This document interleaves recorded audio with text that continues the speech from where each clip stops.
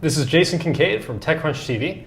I'm here with Eric and Susan Koger from ModCloth.com.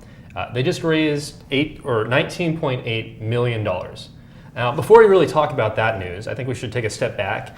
And hypothetically, if I wasn't super familiar with the indie fashion industry, and I'm sure many of our readers probably aren't super familiar with that, if you guys could kind of explain what the company is, where it got started, and how it's doing now.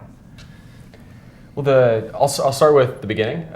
We founded the business back in 2002 in the summer between high school and college. Susan and I grew up in South Florida and both decided to go to Carnegie Mellon University in Pittsburgh. And so as we were kind of preparing for our first winter ever, we were thrift store shopping more avidly than usual and stumbled upon this huge boon of cool vintage winterwear. And at the time I was running my first business, which was a web development consulting hosting business, and Susan was finding these amazing pieces that she just like couldn't pass up. She started buying items that didn't even fit her. And I said, these are awesome, let me help you sell them on the web. And at the time, eBay was a terrible outlet for these kind of things. And let's start a site. And that was kind of the genesis of ModCloth. And Susan carried it throughout undergrad at CMU. And as she was approaching graduation in 2005, so a year out, realized that it was something that she could do for a living.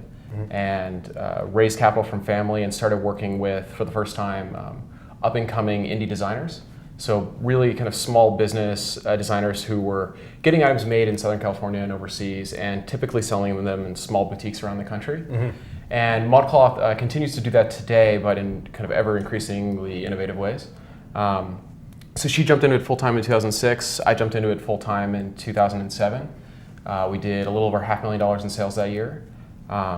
In June of 2008, we closed on our first round of institutional capital with Josh Koppelman at First Round Capital.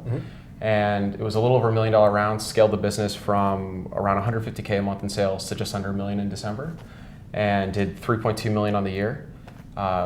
Realized that we needed more capital to fulfill on demand. Like one of the chronic problems of ModCloth is that all of our best stuff is kind of always sold out. So came out to the Bay Area, pitched a bunch of people, it closed very quickly with Mike Maples and Anne Marie Coe at Floodgate. First Round Capital participated again. It was a little over a $2 million round. Scaled the business to just over $19 million in sales last year. And looking at another kind of year of crazy growth this year. And we decided to raise capital with Excel to open up offices in San Francisco to help build out our site and the kind of social commerce experience on ModCloth, and an office in Los Angeles so we could work closer with the designers. That's kind of like the core hub of these indie designers in the US. So going back to how the site works, you mentioned that you're always sold out of stuff, and that's one of the reasons you raised funding. Wouldn't the issue there be that these indie, the people who are actually making the clothing, aren't they the ones who aren't providing you with enough inventory, or is there why are you being sold out, and why is this money going to help with that? So we actually hold inventory. So we work with the designers and make bets on a wide variety of products, and then work with them to bring the hits kind of back into stock quickly. And we started to try to reshape that supply chain in late 2009 by working with the designers to get the samples up in front of our customer base before they actually take the items into production, so that we could start gauging demand earlier and earlier and kind of meeting the real demand in the market.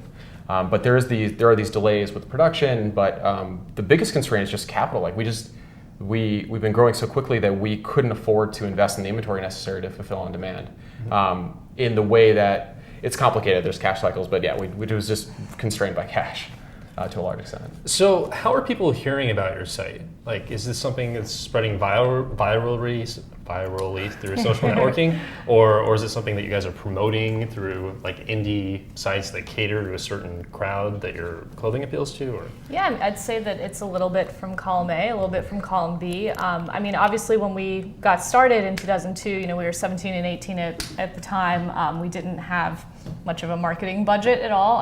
We did a little bit of AdWords, but we did a lot of link exchange, and we did a lot of networking with other one-of-a-kind vintage retailers because everyone's selling one-of-a-kind stuff. There isn't as much competition. But now, that we're carrying independent designers, we have a very big following on Facebook. I think our count is close to 58,000 fans on Facebook. We use Twitter. And then we advertise and partner with a lot of independent fashion bloggers. That's something that it's really important to us to support other, kind of small business owners. Some of them are doing it full time, some of them are doing it part time, hoping to be able to do it full time.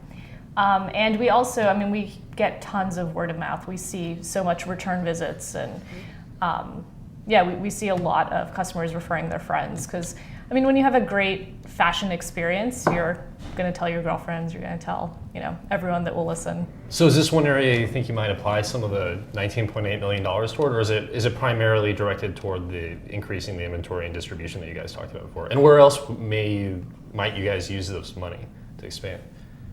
So a lot of it's going to be put into hiring and the building of the offices, and the hiring is going to be focused on building the experience on ModCloth. So the Be the Buyer program, which is this kind of voting products into production feature that we have on the site, is a very early stage, and we want to really build that out, build the community on ModCloth so that users can get recognized for their taste, so their voting success and failures over time, and eventually be able to kind of translate their virtual success into real world success and get to become real ModCloth buyers and travel the world shopping for fashion.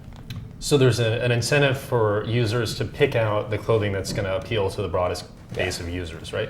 And you kind of touched on it. What's the benefit to doing that? Do I actually get money for that? Or you mentioned that you can travel the world.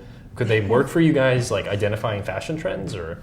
So that's the aspiration. That's what we're building towards. Okay. Right now, the benefit is they get to have a say. They get to have a voice in an industry that typically they don't have a voice. Yeah, fashion for so long has been this top-down kind of, we're going to manufacture demand. There are these few like cool people that sit at the top that say, this is what you should wear, this is what's cool this season. If you don't like it, you know, that's too bad, this is what we think. And we think that the internet is shifting that. I mean, I started ModCloth at 17. I have no traditional experience in the fashion industry. Yet, you know, here at 25, I am the head buyer for a multi-million-dollar brand.